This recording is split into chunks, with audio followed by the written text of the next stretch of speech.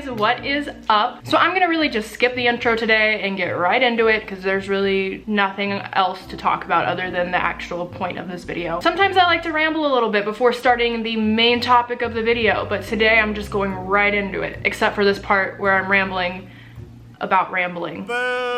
Anyway, so today's video is going to be talking about my bearded dragon, Twisty. For those who do not know, I've had a bearded dragon since the beginning of this year, and I don't really talk about them much. I keep them out of pretty much all my videos except like my feeding time videos. I'll show a quick glimpse of feeding them, and like the walking my animal video. They're very quick moments, that's really it. Today I'm gonna be telling you why they've been kept in the dark on my account, why they've been almost kind of hidden, and I'm gonna tell you guys how to avoid what happened to me happening to you. So I'm about to show you him. I actually sexed them finally. They're a boy, okay? I thought Twisty was a girl for so long because that's what the breeder told me.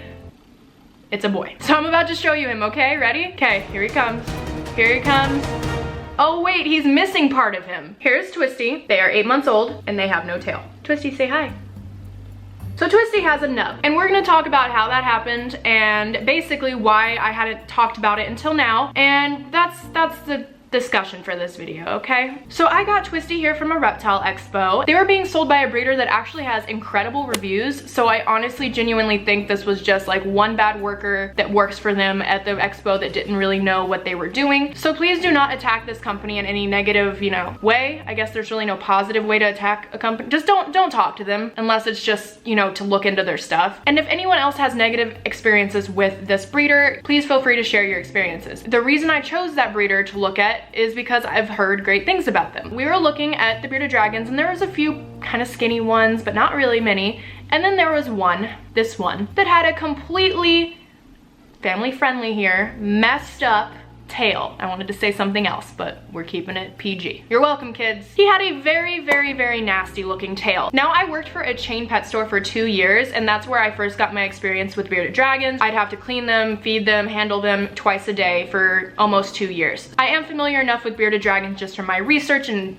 dealing with them at my old job, even though this is my first one, to know that there was something very weird going on with Twisty's tail. So back when I worked at a pet store, I had dealt with dragons that looked like this. And this problem is something called tail rot. Now this can happen for 2 reasons, a stuck shed or a broken tail. Now while it definitely did look like it was broken, I didn't want to automatically assume it. I wanted to hope it was just a stuck shed because that's something I could fix and go ahead and take them home and treat them. There you go, you could sit right there, baby. Nemo, please don't meow right now. I'm trying to film a video, son. Son, please be quiet. So, gosh, children are so demanding.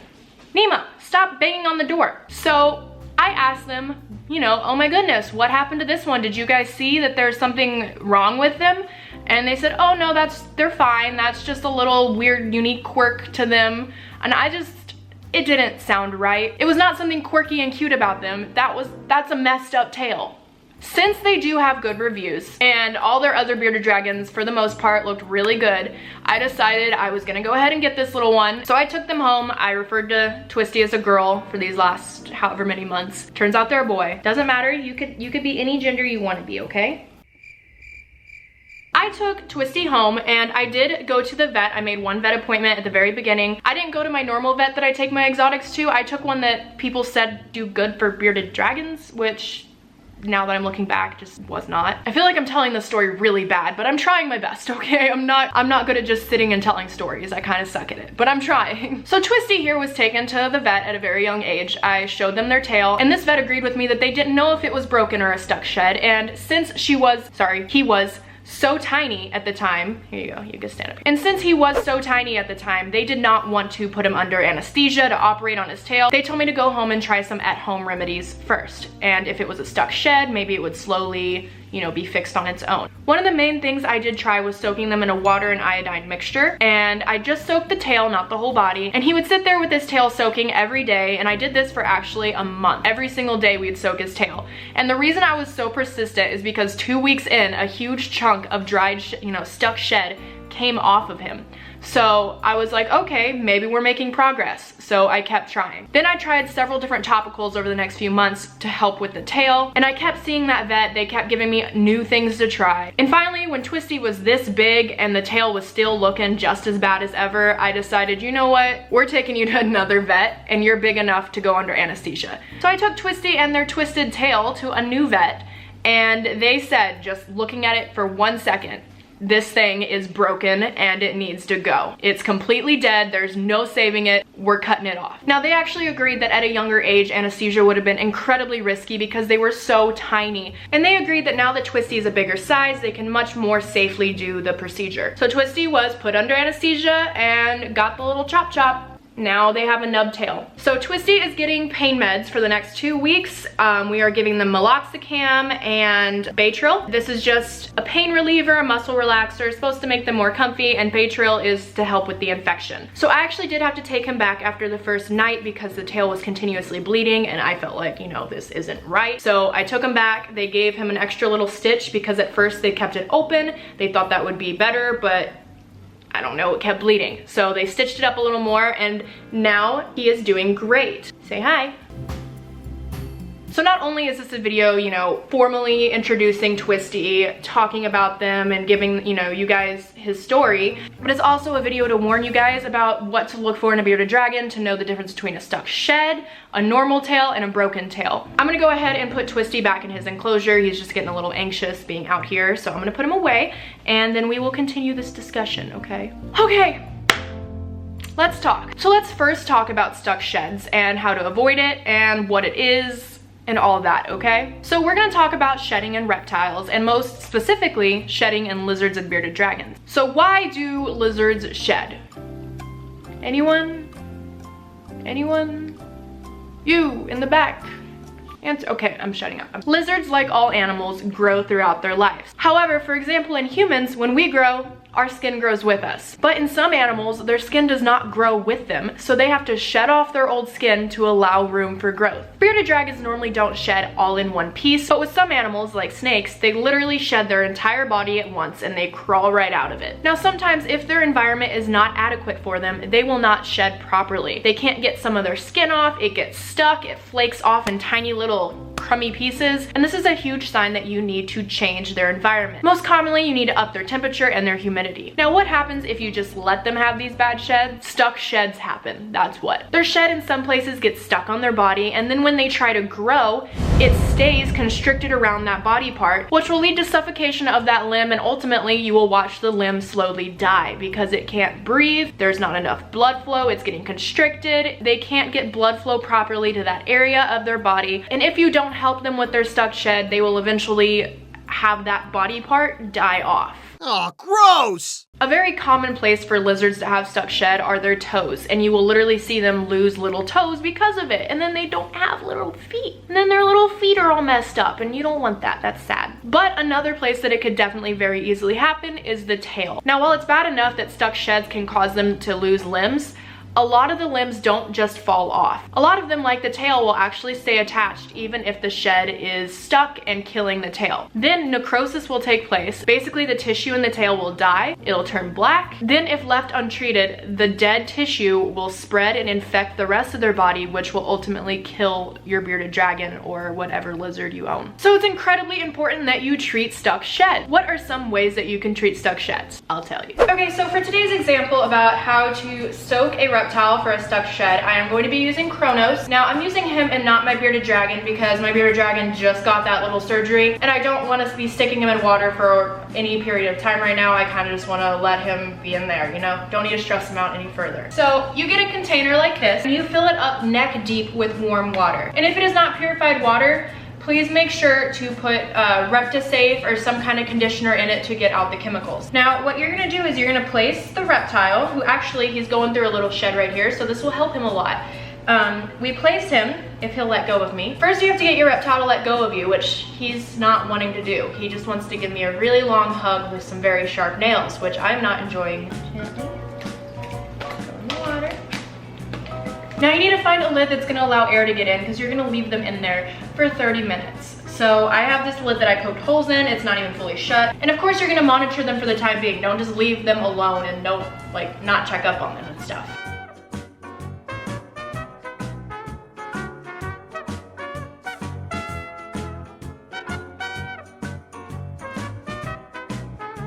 And now when we check back up on them, we could see, you see all this shed. I'm trying to move him out of the way because I think there's a big piece under him. Yeah, You can see all that shed that's come off just by soaking him in the water. So that's a very easy way to help remove sheds. But if for some reason you try that and it's still all black and gross, there's a few more methods you can try before knowing that you know, okay, this is actually dead. Now, if you are a step further into the stuck shed series of events, and it is more than just the shed being stuck, it's actually a black dark color, this is a sign of tail rot and not just a stuck shed. Now, one method you could do to try to help revert this process is using betadine. This is an iodine treatment that can actually really help reverse the process of tail rot. You just add some drops of the betadine into the water until the water is tinted with the betadine. You'll just notice a yellowish red hue to it, and that's when you know that there's a good amount in there. Then you just soak the tail in there. You aim to get it in there for around 8 to 10 minutes, but if your bearded dragon or other lizard is clearly super stressed, you don't wanna keep forcing them in there. Instead of completely submerging them, you just submerge the tail though. You repeat this process every day for about a week and see if there's any improvements. After every single betadine treatment, you could rub some aloe vera on their tail. This is just gonna be an extra step to really help get whatever's stuck on it off. Now, I really do advise at this point, if you've tried all these things and it does not work, to go see a vet and to get some second opinions on what to do, because you don't want to leave it alone too long and not have a vet monitoring it to make sure that they're still healthy and okay. You don't want the tail to undergo necrosis and end up infecting the bloodstream. You really want to make sure that you at least have a vet monitoring your bearded dragon to make sure they're not losing weight or becoming sick during your attempts to heal them. And if all else fails, I highly do recommend consulting your doctor about your doctor. Yes, go to your local pediatrician and ask them what they think. No. Consult your vet about what is best and possibly amputating the tail. So that was just a few recommendations on things to try based off of my experience. And sadly, Twisty did have to lose the tail, but he's doing really good. He doesn't seem to notice it at all. He's not really even having balance issues or anything. He eats like a champ every single day. He does not seem to be in much pain or anything like that, which is super good, and I'm happy everything went so safely and so great for him.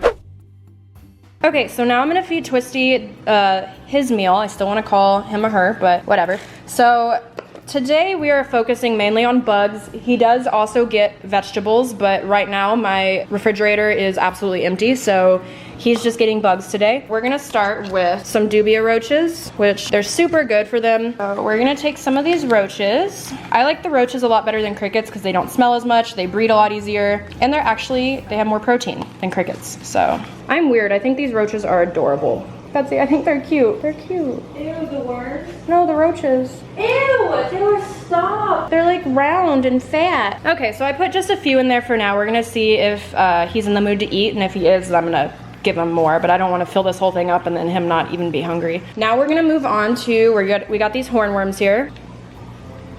I think hornworms are actually super cute, so I always get sad when I feed them. I'm also weird and I think the roaches are cute, so I'm just weird. Now we have these Nutri-Grubs. So here we have some Nutri-Grub, which is black soldier fly larvae, which is really disgusting. I really don't like that. They're the ones that I don't find cute. These, cute. This, disgusting. They're super high in calcium. And then they're a little more fatty, so that's why you don't want to overdo it, but they're very high in calcium, so that's what I like about them. These gross me out so bad. I'm sorry. I hate like maggots, and that's like, okay, well, they're kind of, I guess they're kind of cute. He's wiggling so fast. They don't look like maggots, but neither do some people. And they are. We're gonna go ahead and dust them in Reptivite, which is some calcium and reptile vitamins. Oh, someone's getting out. Okay, now we're gonna feed him a little snack. Now, normally he gets so much more food than this, but I'm just giving him this little bowl to see if he wants to eat, and then if he does, we're gonna give him a lot of food. Hey, Twisty. Hey, look, food. Oh, maybe you are hungry.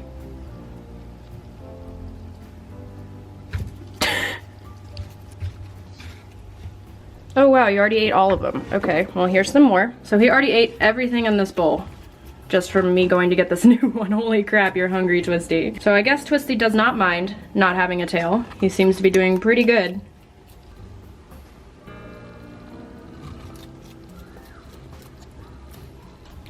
Now Twisty is on paper towels right now, just while I let the tail heal a little. Why are you looking at me like that? Look, I have a bug. So So Twisty is on paper towels while I let the tail heal a little bit. I just am kind of worried about, he normally is on tile, so I just don't want the towel to like rub on the tail any kind of wrong way while it's still healing. He has his cute little Marvel bed that he absolutely adores sitting on. But yeah, I just have a very minimal setup right now just while he heals, and then we can get back to having a fun enclosure for him. I love you so much. Want some water?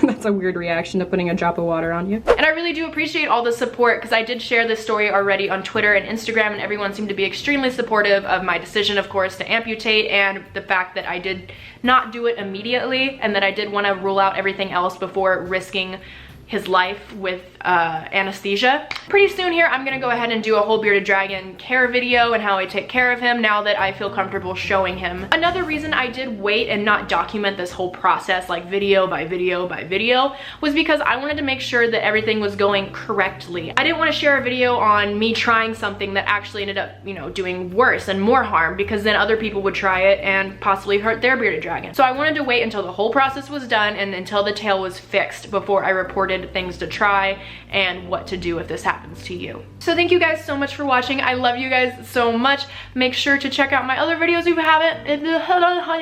That was like all one word. My other videos if you haven't. Make sure to check out my other videos if you have not. Subscribe if you have not. Leave a thumbs up, leave a comment. I love you guys. We're almost to 1.5 million subscribers, which is insane. I just can't believe that this family keeps growing so fast. I love you all so much. Y'all are all so wonderful and supportive, and I couldn't ask for a better group of viewers. You guys are incredible. I love you guys so much. Thank you guys for watching, and I will see you next time. Goodbye.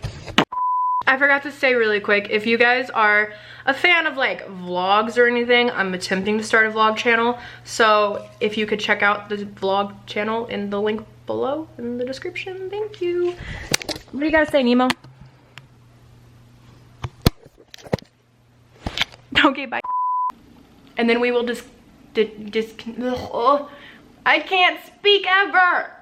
So why don't you just meet me in the middle? Get out of my head, stupid government, making that song stuck in my head.